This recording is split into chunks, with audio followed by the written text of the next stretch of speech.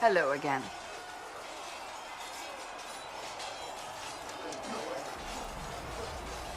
Can you tell me more about the Seekers?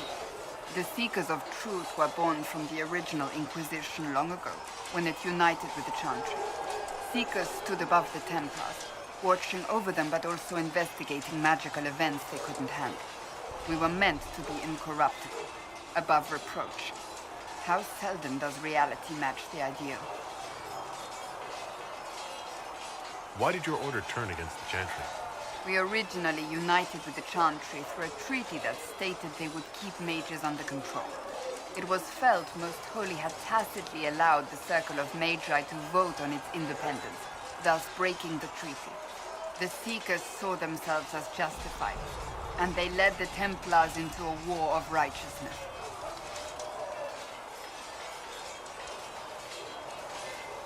You sound like you disagree.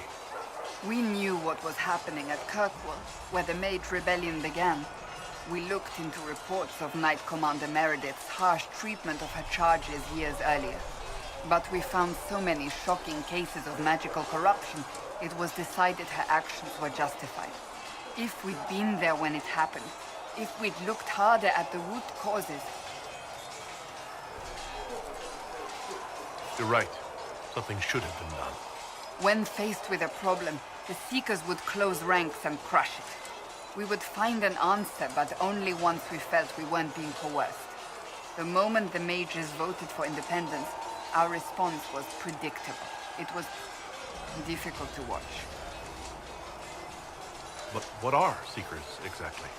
Those who know anything of us think we are Templars. We do not use lyrium, however. Our abilities are different, as was our original purpose. We disciplined the Templars and were accountable only to the Divine. And not even her, truthfully.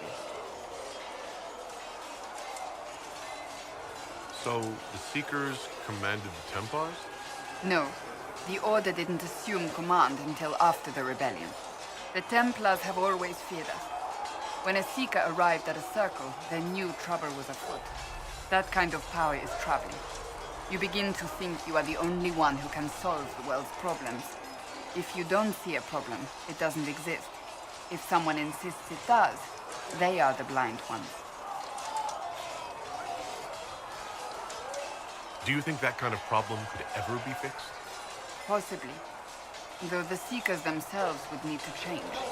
They were clearly not willing to, even though they abandoned everything they stood for to avoid it. In my heart, I believe they can still be salvaged, but not by their own hands.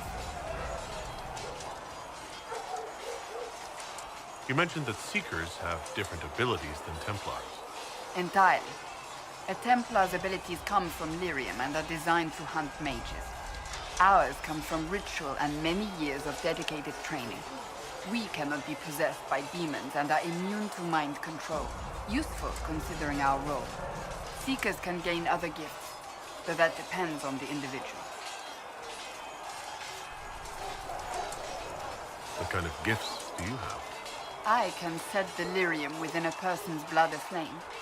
Both mages and Templars bend before my will. Some Seekers use it to interrogate, others simply to paralyze.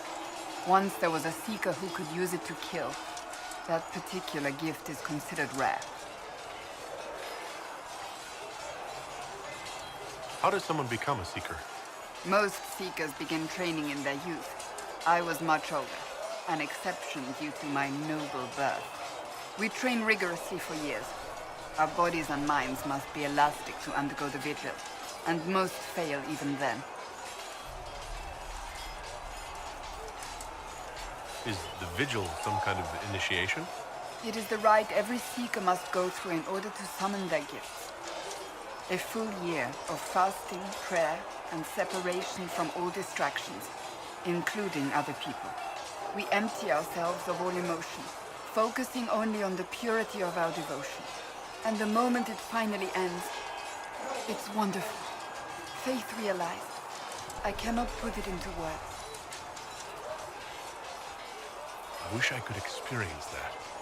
If the vigil was not so arduous, I'd say more should attempt it. What if mages never needed to fear possession by demons?